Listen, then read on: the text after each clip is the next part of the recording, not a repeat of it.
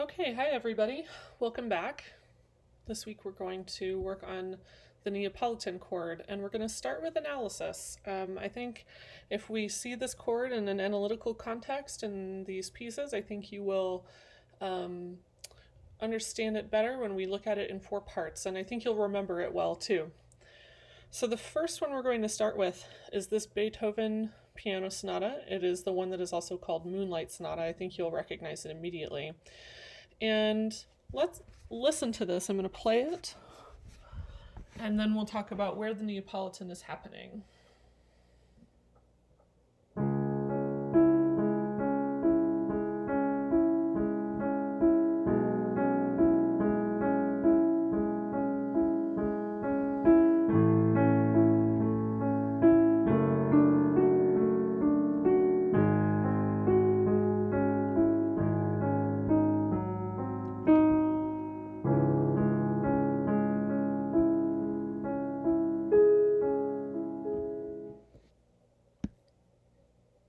Let's start by analyzing the parts of it that are a little more familiar. So I've got a PDF version of it here, and this is the one that I will post for you, of course. And,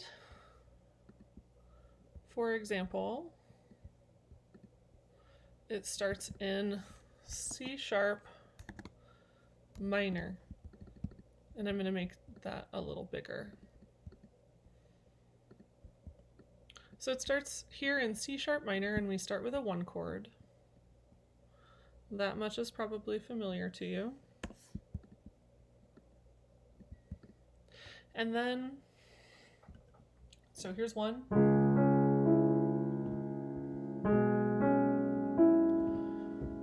Now we could say that that is the 7th of some kind of 1/7, but I think it's also just a pedal. I think it is just like a weird thing that's happening. I don't think it means that there's actually a change in the chord right there, although you could call it a 1/4/2 if you want. Then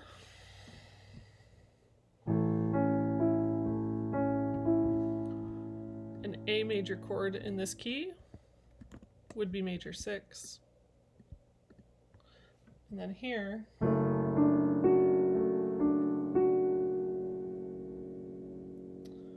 that looks like we've got F sharp, A, D, and F sharp. So D, F sharp, A, but D has been lowered to be natural, and D is scale degree 2.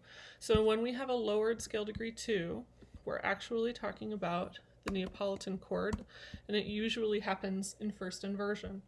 Let me add a little note about that.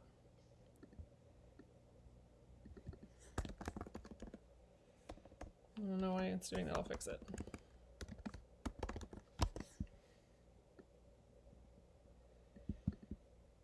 So here's the Neapolitan right here. We call it 2/6, and in a major key, usually 2 has been lowered, so we actually call it flat 2/6.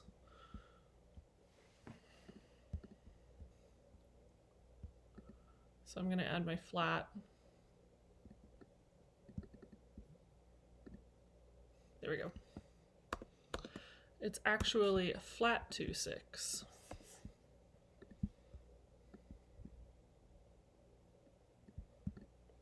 Because that D natural means that scale degree 2 has been lowered. And I'm not saying natural 2/6 because the flat shows that it's lowered. It might actually be a natural sign and not a flat to make it that way, but that's how we're going to notate that chord. You might have used an N to notate it at a previous school or in a different theory class that you've taken, but 2 shows the function of what it's actually doing because it's a predominant, and it leads here to a 5/7 chord, which then, this is almost like a cadential 6/4 that gets interrupted or something. It goes 5/7 to 5/6/4 and then to 5/3, like that. So here's the part where it's actually 5/6/4, and here's the part where it actually becomes 5/3. So at the end, we have a 1 chord, and a perfect authentic cadence to end this excerpt. Let me play it for you again.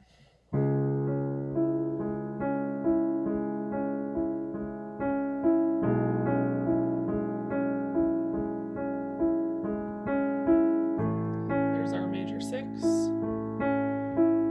Here comes the Neapolitan. It leads right to the cadential 6/4.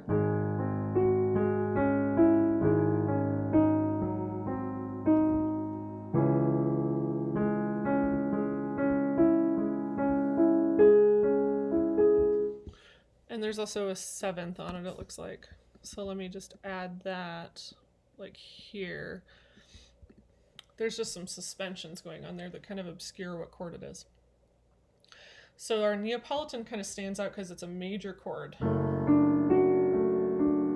in a minor key.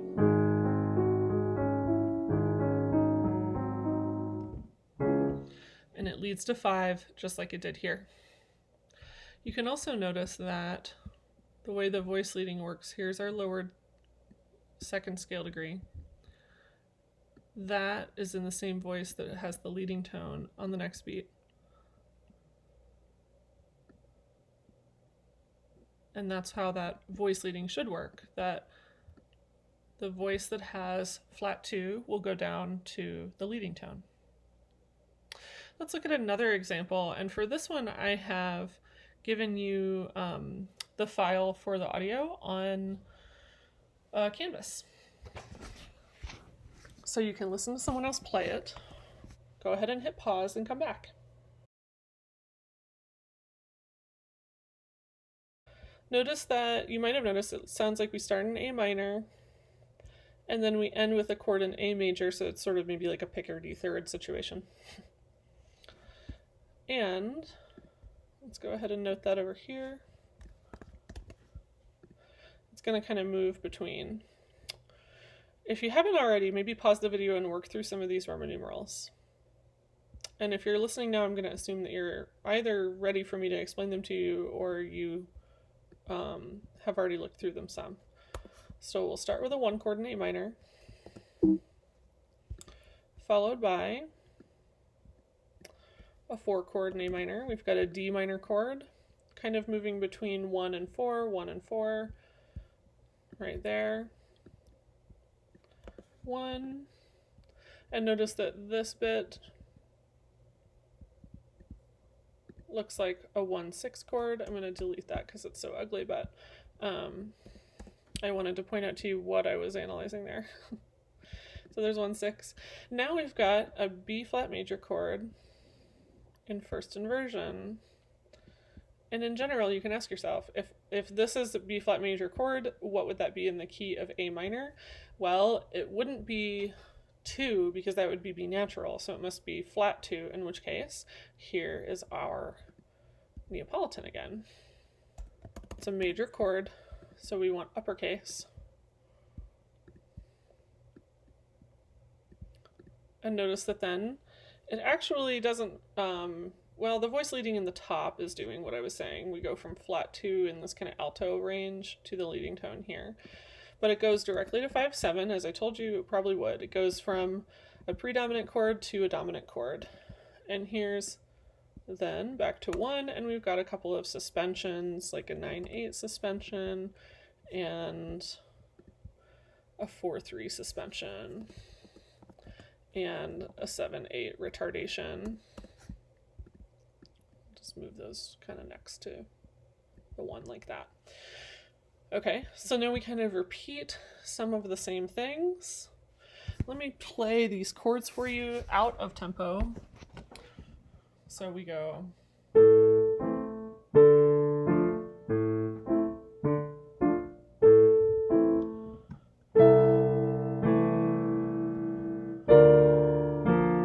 There's our Neapolitan, here's 5/7.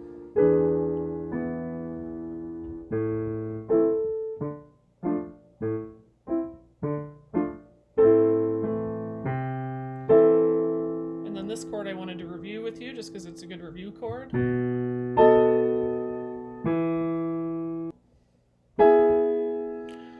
So we start on this downbeat with 1, moving to 1/6. And then this chord here is the one that I'm drawing attention to.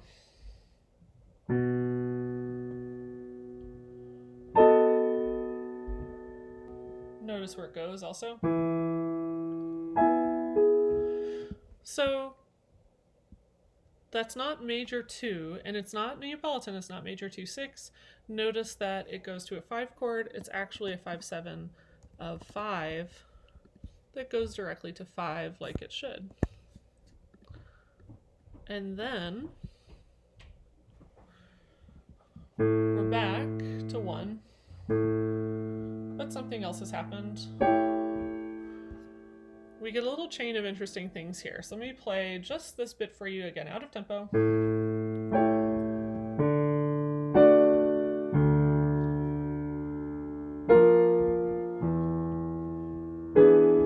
Almost like a sequence, but not quite. So we start with not 1, but it's become an A major minor 7th chord where you would expect 1 to be. In which case that is a 5/7 of 4. Remember, if it looks like 1/7, it's actually 5/7 of 4. And then it goes to what looks like major 4. So that's unusual. We have a little mode mixture then. Remember that mode mixture, I'll draw attention to it here. Mode mixture. It's what happens when we borrow chord qualities from like the parallel major, parallel minor. So in A major, that chord would make sense. Here it does not.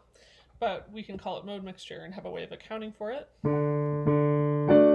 And then here we go directly from that D major chord to, notice that the bass can stay the same. There's our friend, the Neapolitan chord. And instead of doing that, I'm just going to copy it and paste it right there. The Neapolitan, like it is supposed to, ends up going to 5. There we go.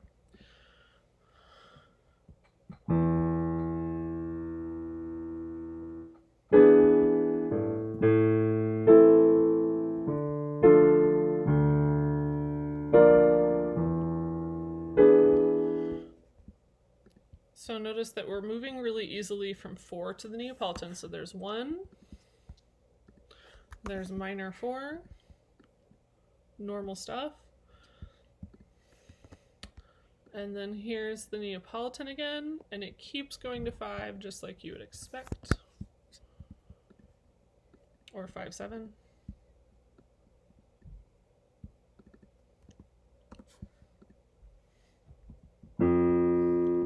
So let me play that bar for you, starting here. 1, 4, Neapolitan, 5/7, and then instead of back to 1, we go here. As a deceptive motion, right? So here's our major 6 chord.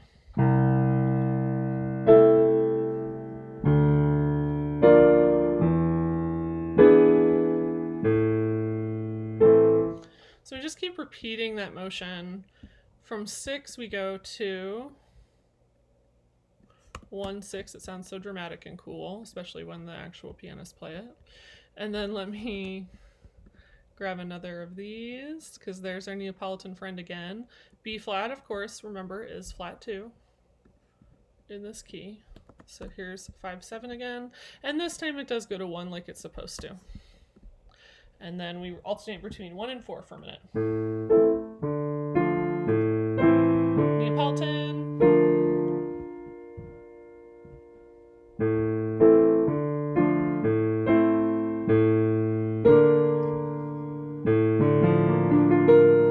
Dissonance, it's like the Neapolitan is being suspended over.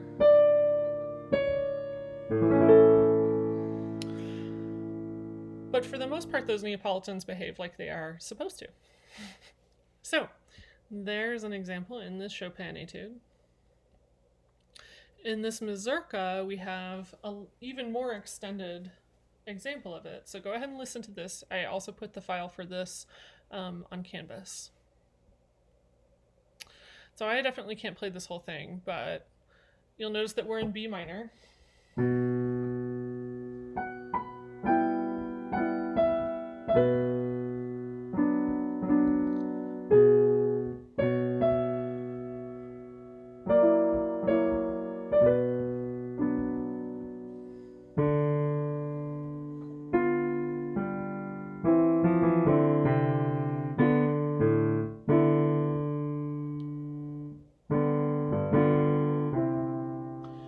So notice that we're in B minor to start with, here, and it sounds like we get a couple of statements of one, especially right there, and then immediately it just switches keys to C major.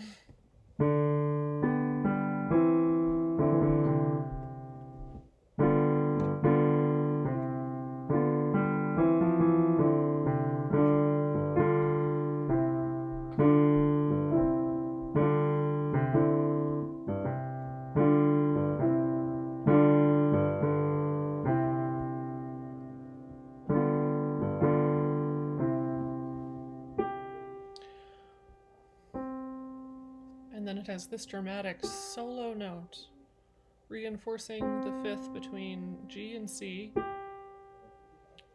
And it's like, is this whole piece going to end in C all of a sudden?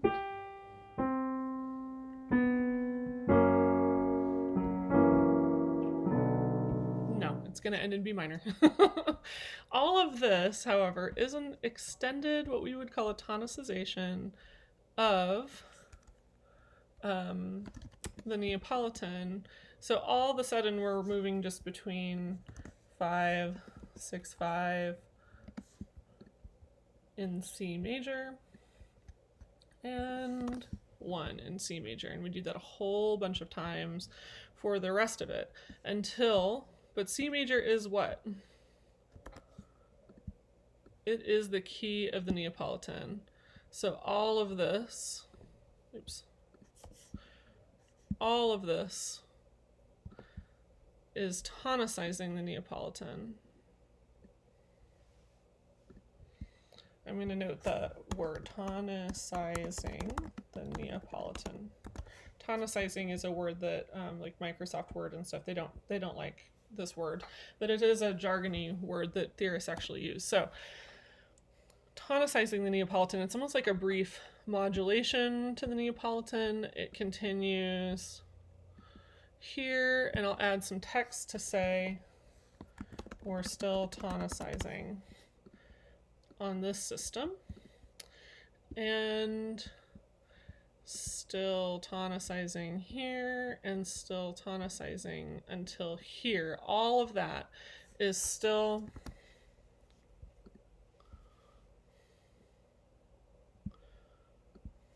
let me move my little guy down. All of that is still the Neapolitan happening, and then it goes like it is supposed to 5, 7, which then goes down to 1.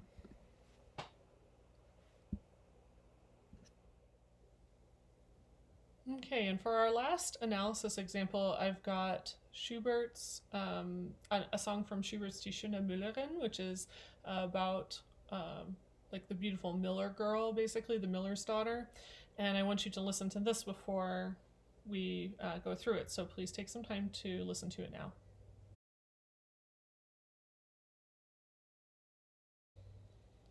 And now I want to make sure that you understand what the words mean. So I'm going to actually add some text to the PDF underneath these lines. Wear a true heart. And I'll just sort of put them like here. In love.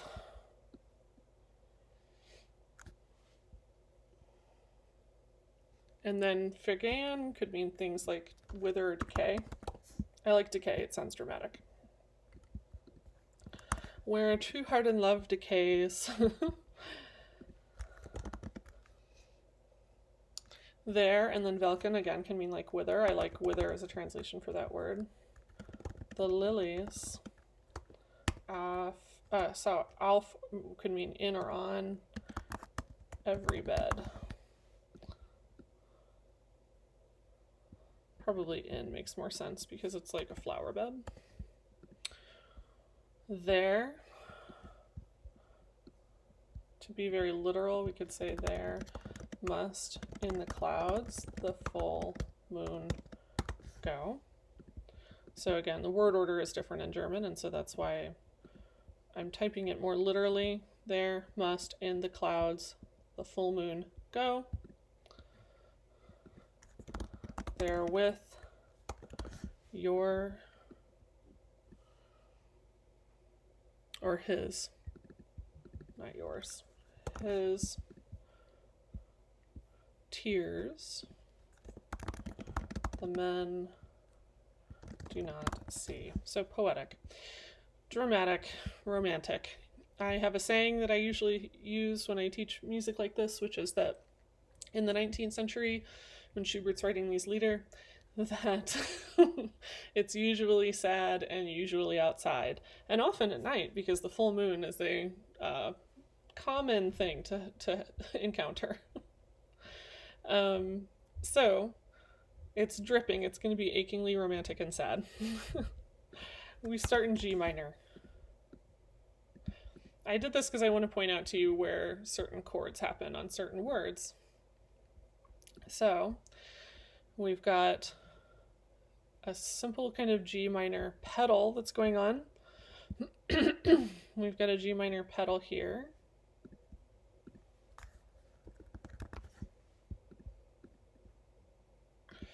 And then underneath above the pedal, I'd say we have a 5/7 happening. But then we go back to 1.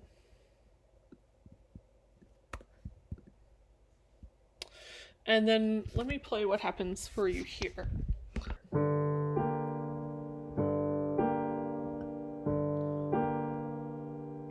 Let me just sort of like, I won't sing all the German.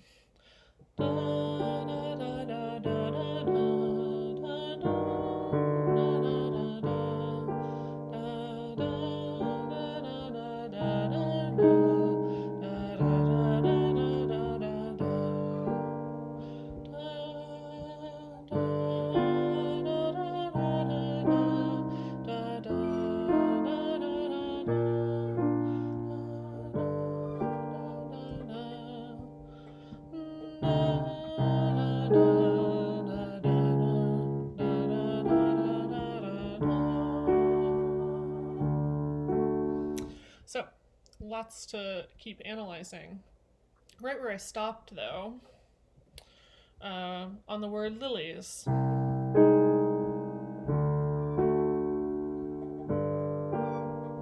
Notice that that is an A flat major chord in the key of G minor, and A flat would be scale degree flat 2. So, here's another of our friend, the Neapolitan. And he's going exactly where you would expect, to the 5 chord. Okay, he's going right to the 5 chord, and then back to 1 again. And then we get this.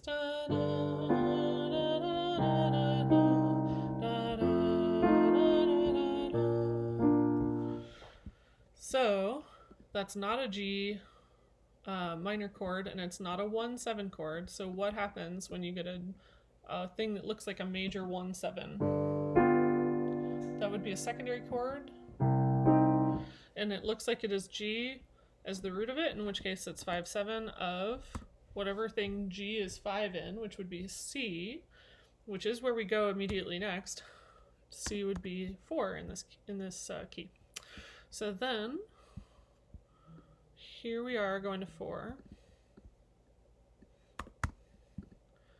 And then, predictably, seems like 4 would go to 5/7. Instead, it actually goes to 5/7 of a different key. So So this, instead of calling this 7, we're going to call it 5-7 of 3. 7 as a key, like a major flat 7, would technically be correct in a literal sense, but I think this explains more what it sounds like is happening here, which is that we're having a 5 of the relative major for a brief moment, and then we just immediately go back to 1 because those keys are so close together, those chords are so close together that we can go like this, and then back to 1.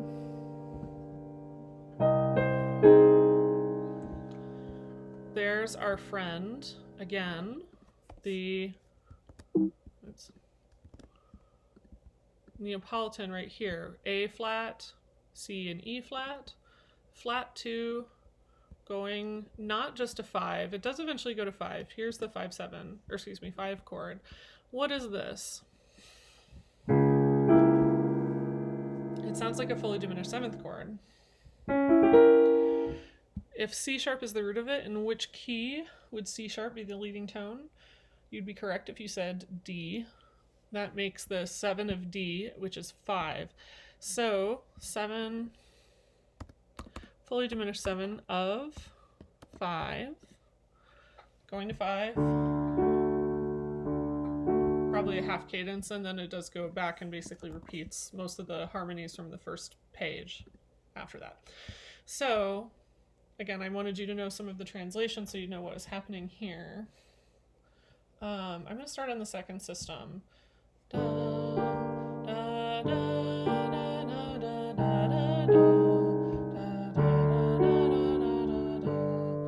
So where the lilies are withering in every flower bed, it's significant that this chord happens on the word lilies, where lilies, as a flower, you may not know this, have particular associations, that lilies are something that you give somebody at a funeral, and so they have an association with death, meaning that the reference to lilies here has to do with the fact that you may have guessed this, that the miller's girl, it doesn't work out.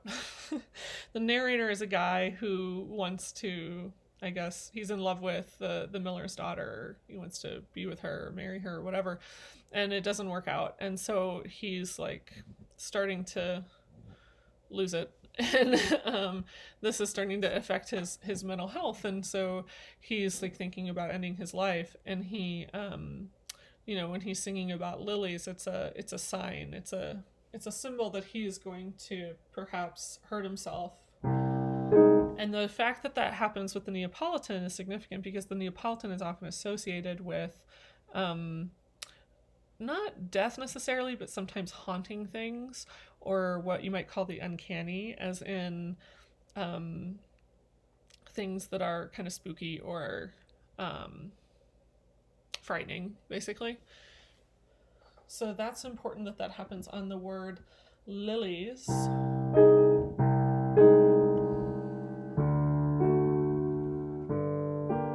Some gravitas to it. So where's another Neapolitan? Let's see what other word we have on tears. Here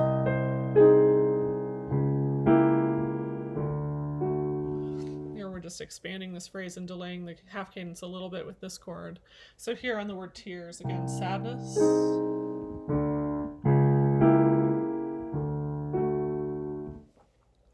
So that's one reason that I wanted you to hear this excerpt. And also the song is so beautiful.